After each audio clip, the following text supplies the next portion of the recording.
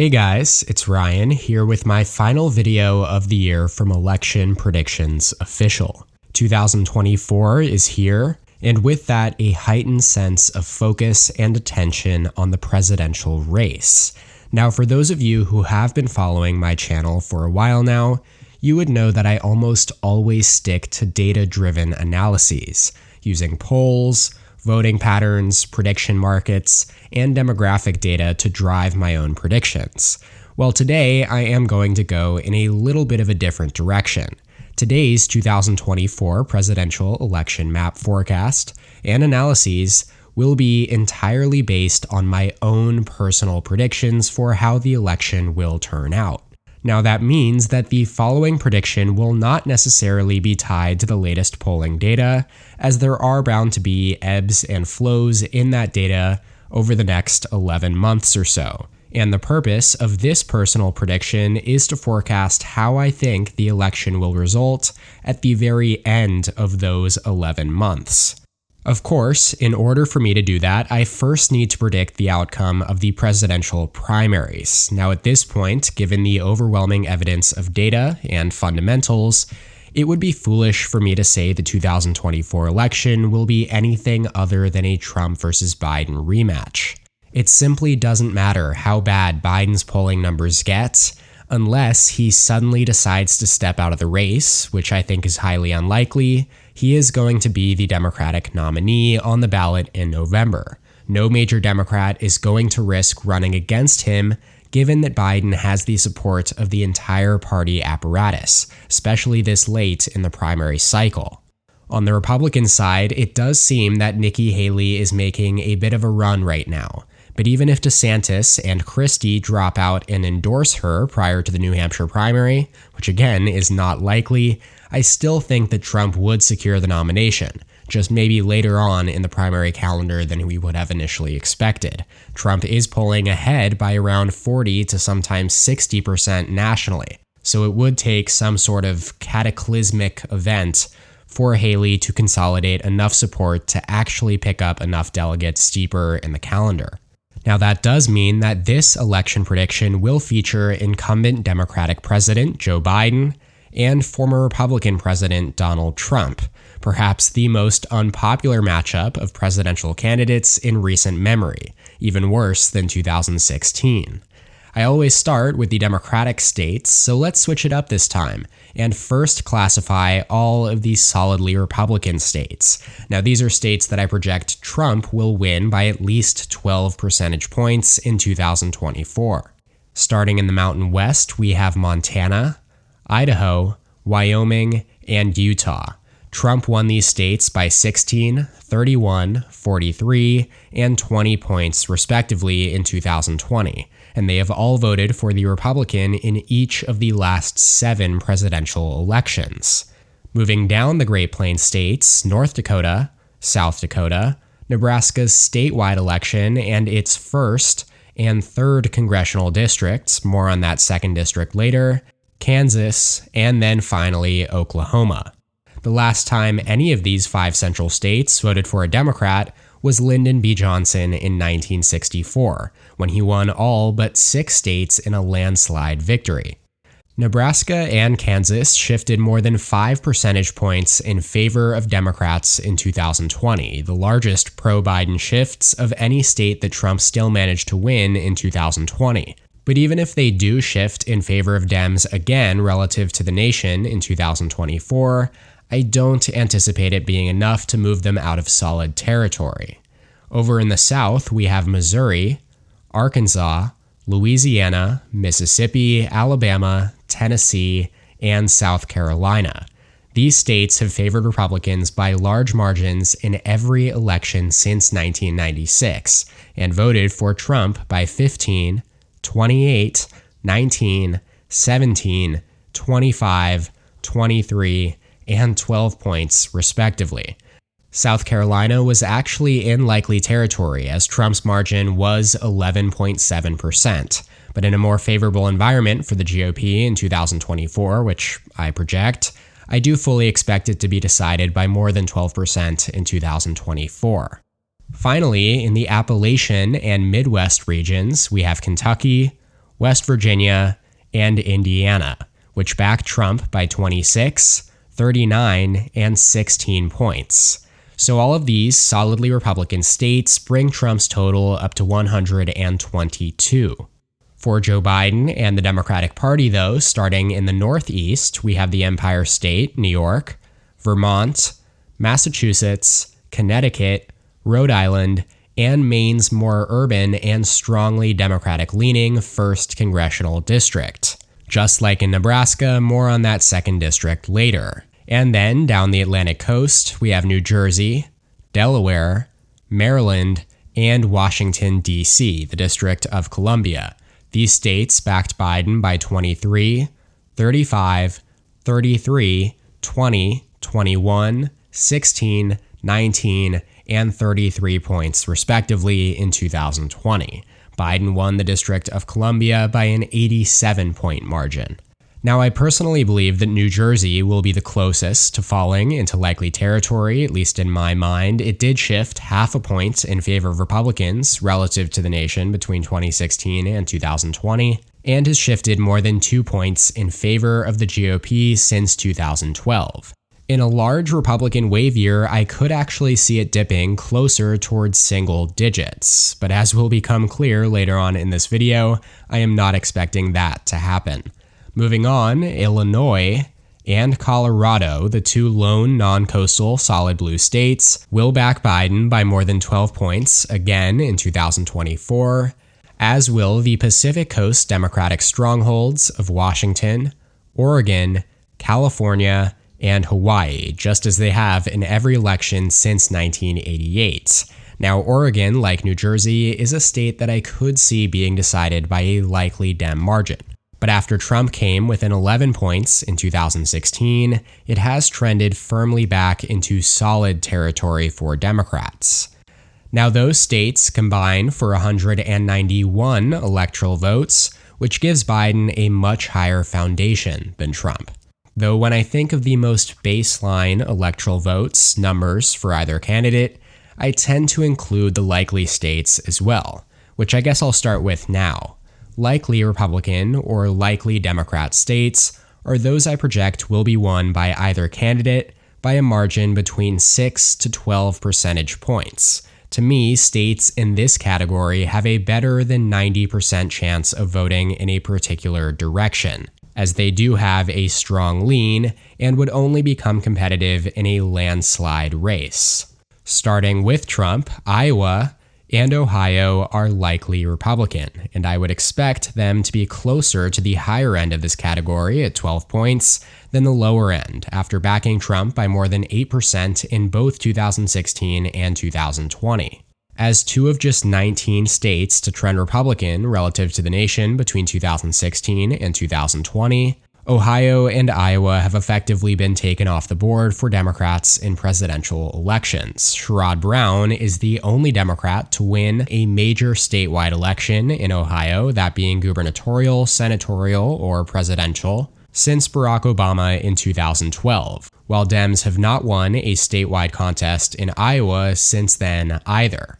Over in the Northeast, Maine's more rural 2nd Congressional District will also fall in likely territory once again, after backing Trump by likely margins in 2016 and 2020 as well. Moving all the way over to the last frontier, though, Alaska will almost certainly vote Republican. It's only gone blue once in its entire history as a state for LBJ in 1964, but state Democrats have ran several successful statewide elections over the last 2 decades, most recently Mary Peltola's U.S. House victory last November. And Trump's 10-point margin of victory in 2020 was a Republican low since 1968. It's also trended 3.5 points towards Democrats since 2012, and its demographic profile is closer to that of a swing state than that of a strong Republican state, as it ranks right around the middle of the country in non-white residents, as well as college education. Generally, it is very difficult to predict elections in Alaska, but I do think it's likelier to fall in this category than any other category. Texas, meanwhile, also has not voted blue in over 45 years, The Lone Star State has not voted for a Democratic president since 1976. And in spite of growing hype that the Democratic Party would flip it at some point this decade, Trump still received 52% of the vote here in 2020, just as he did in 2016. Now, that being said, the margin between Biden and Trump in 2020 was just 5.6%, the lowest it's been in the 21st century. But Trump's rapid gains among Hispanics in the Rio Grande Valley has at least put a temporary halt to Democrats' momentum in the state. And for those reasons, I would say that Texas teeters somewhere on the edge between lean and likely. And while the margin being above or below 6% is really 50-50 at this point in my mind, what's more important and ultimately making me lean towards putting it in the likely column, pun intended, is that I think the probability of it voting Republican is closer to 90% and above than 70% and below. The same logic can also actually be loosely applied in Florida, the Sunshine State, where all the momentum currently is with the GOP. Trump won the state by a 3.4-point margin in 2020. It was the largest margin for any presidential election in Florida since 2004. And it was one of just 8 states where Trump actually performed better than he did in 2016. And then, in the 2022 midterms, Republican incumbents Governor Ron DeSantis and Senator Marco Rubio won re-election by 19 and 16 points, respectively. So, while Florida had commanded more Democratic attention than perhaps any other state, that's not going to be the case in 2024. Trump does currently lead Biden by over 9% in polling here. And while, as I said, that's not the basis for my predictions in this video, Florida is on a slippery slope right now towards becoming a solidly Republican state in future elections. Alrighty, with that said, for Joe Biden and the Democratic Party, New Mexico goes in the likely blue territory, or column, whatever you choose, as it backed Biden by 11 points in 2020 after voting for Clinton by 8 in 2016. It was a former swing state, having voted for Republican George Bush as recently as 2004, and by backing Al Gore by less than 0.1% in 2000. It also ranks as the 12th least educated state in the country, the lowest of any Biden state besides swing state Nevada, and is the 15th most rural, which ranks right behind Vermont and Maine among the least urbanized Democratic states. New Mexico's voting trend, though, has been pretty flat since 2004. Democratic presidential candidates have won it 4 straight times, and the results were about 6 to 8 points to the left of wherever the nation was in that given election. It is, though, the only majority Hispanic state in the U.S., and if Republicans keep making inroads with Hispanic voters, that could potentially make up some of their deficit, at least enough for me to project that it will remain in the 6 to 12-point range again in 2024. The 4 other states that I am pretty confident will be decided by a likely margin are Virginia, which went from D+5 in 2016 to D+10 in 2020, then New Hampshire, which went from D+0.3 to D+7, Maine, which shifted from D+3 to D+9, and then Minnesota, which went from D+1.5 to D+7. So each of these states shifted at least 5 points towards Democrats by raw margin and saw the 15th, 4th, 8th, and 11th strongest pro-democratic shifts of all of the states relative to the nation since 2016. Now, in a good environment for the Republican Party, I could see each of these states falling closer to the lean territory, but with this election being as close as I think it will be, I do believe it is safe to say that they will all be decided by around 6 to 10 points again in 2024. All of those states bring Biden and Trump to their lowest projected electoral outcomes in my own predictions, 222 for the incumbent president and 219 for the former president. Right now, I would really say that there is at least a 95% chance that both candidates secure at least this many electoral votes on election night 2024. And it becomes just a matter of who can secure the right combination out of these remaining electoral votes to reach 270. You can safely bet that these 7 states, plus Nebraska's 2nd Congressional District, are the ones circled in bold red ink at the RNC and DNC headquarters right now, as the two sides will be ready to empty their ginormous pockets into ad buys and the ground game in Nevada, Arizona, Georgia, North Carolina, Pennsylvania, Michigan, and Wisconsin. All 7 of these states were decided by less than 3% in 2020, with Joe Biden looking to hold on to as many as he can, as he did win all of these states except for North Carolina. Keep in mind that had Trump flipped enough voters in Arizona, Georgia, and Wisconsin, which he lost by a combined raw vote margin of just 43,000 votes out of more than 10 million cast, he would have won re-election.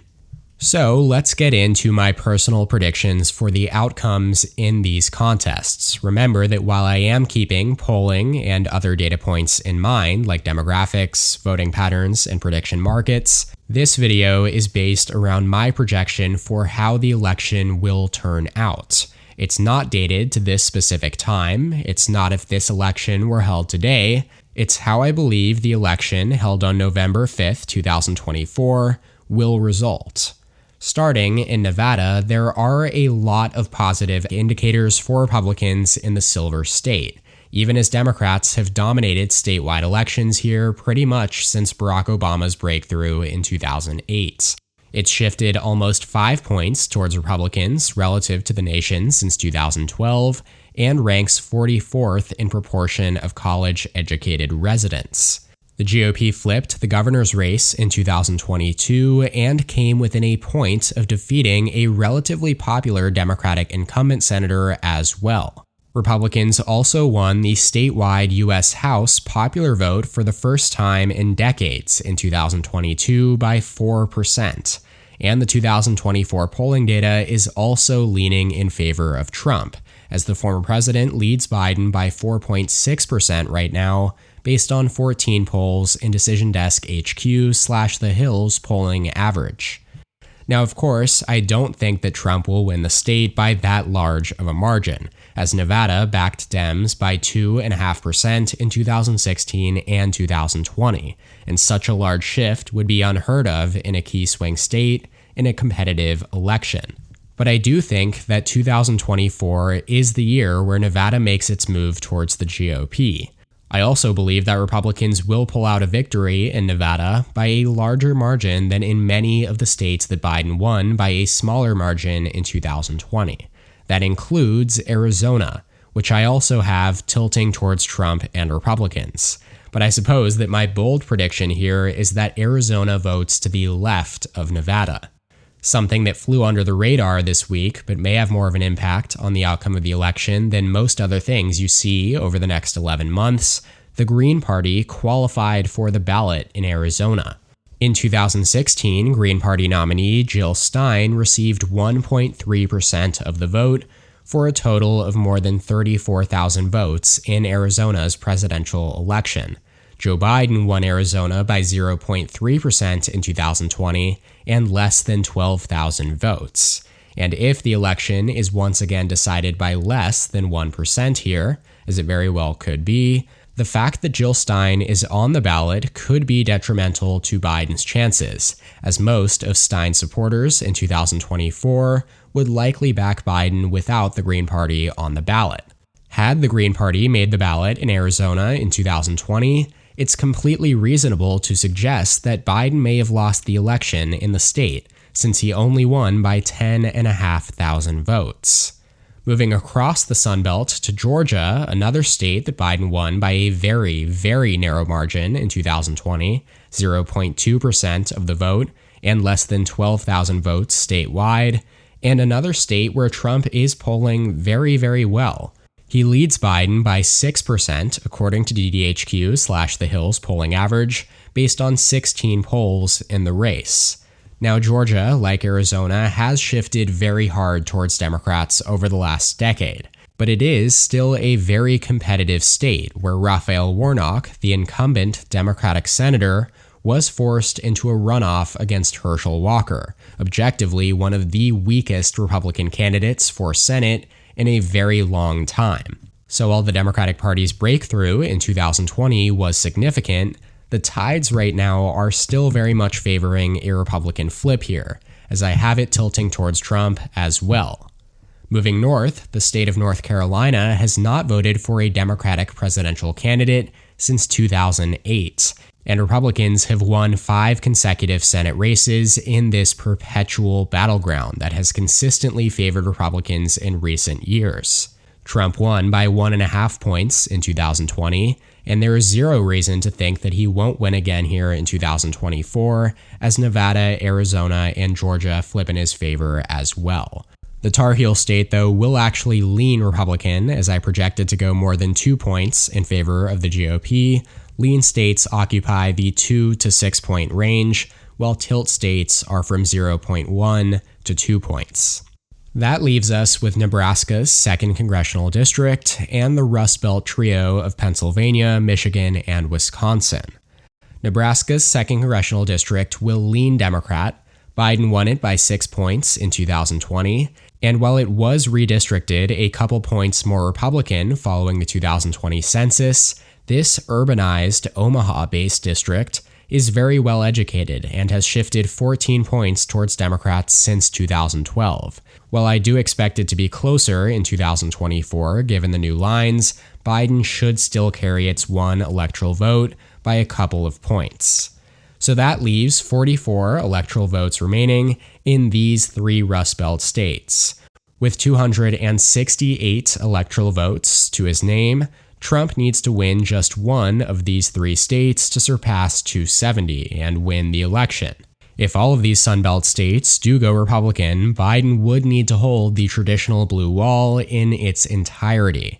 He did flip each of these states in 2020 after Trump swept them in 2016. That was the first time that any of these states have voted Republican since 1984. They have voted in tandem with each other, backing the same candidate, in 11 consecutive presidential elections dating back to 1976. So, with that in mind, it's fair to analyze this group more as a trio, I guess, as they all rank between 12th to 20th in proportion of white residents and between 24th to 33rd in college education. Ancestrally Democratic due to the strong presence of white working-class voters, Republicans made significant gains in 2016 due to their growing appeal among white non-college educated voters. Though aversion to Trump among suburban college-educated white women, in particular, proved enough to flip them back to Biden in 2020. Now, in 2024, it's truly anyone's guess as to how they will vote next. On the one hand, widespread backlash against the Supreme Court's decision to strike down Roe v. Wade helped the Democratic Party to exceed expectations in each of these states in the 2022 midterms, as they swept the governor's races and outperformed polling expectations in several key Senate and House races. On the other hand, though, despite economic indicators being mostly positive right now, a large majority of voters in Wisconsin, Michigan, and Pennsylvania have very negative perceptions of the state of the economy. And history shows that incumbent presidents' odds at re-election are heavily tied to how voters feel about their personal financial situations at the time of the election. The economy always tops voters' key issues, and so in order for Biden to hold on to these states, he will need to hope that voters' economic outlooks improve. As of Gallup's latest end-of-year survey released on December 22nd, only 22% of U.S. adults said that economic conditions were excellent or good, while 68% of Americans said that the economy was getting worse. The president's overall approval rating in that end-of-year survey came in at 39%, the lowest of any of the last 8 presidents at this point in their first term. Comparatively, Trump's approval rating was 45% at the end of 2019, a year out from his own re-election. Interestingly, polling data, though, is more favorable to Biden in these 3 states than the rest of the key battlegrounds. Biden trails by just 1.5 points in Pennsylvania, 3.7% in Michigan, and he leads Trump by a point in Wisconsin. Interestingly, though, with all of that being said, I would actually put Biden's chances in these 3 states in the opposite order. I would say he's most likely to win Michigan, as he won here by nearly 3 points in 2020, and Democrats have had a string of really strong electoral performances in Michigan since then. Then I would say that he's next most likely to hold his home state of Pennsylvania, where he won by 1.2% 4 years ago. It also has the highest proportion of college-educated voters out of these 3 states. And then finally, in Wisconsin, in my mind at least, is least likely to back Biden. He only carried the state by 0.6% and 20,000 votes in 2020, and its demographics are more favorable to Republicans, as it is the 11th whitest state in the US and ranks 39th in college education.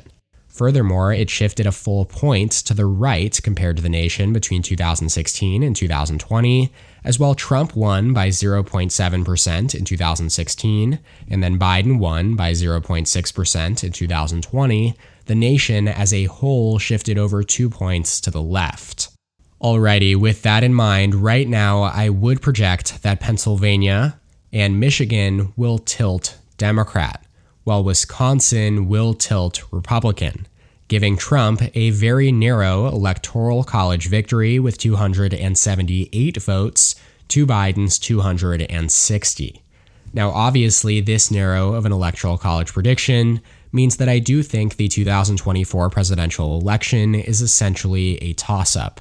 While Biden is historically unpopular and Trump is polling ahead of him nationally, incumbent presidents often rebound in the polls in the months leading up to their re-election.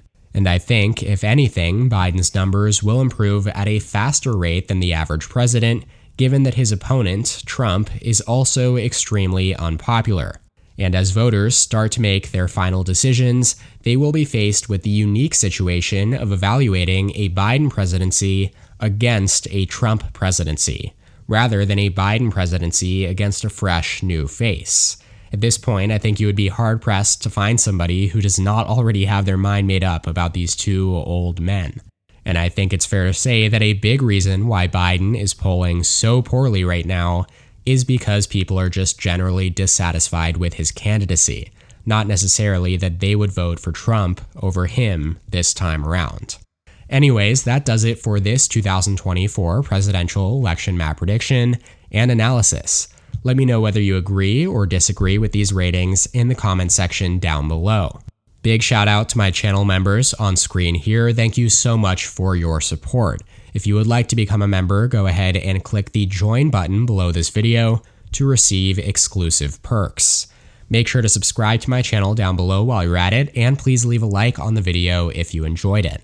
Also, be sure to check out electionpredictionsofficial.com for my own 2024 presidential election forecast as well. You can check out more content from my channel here, and as always, thank you so much for watching. I'll see you next time. EP out.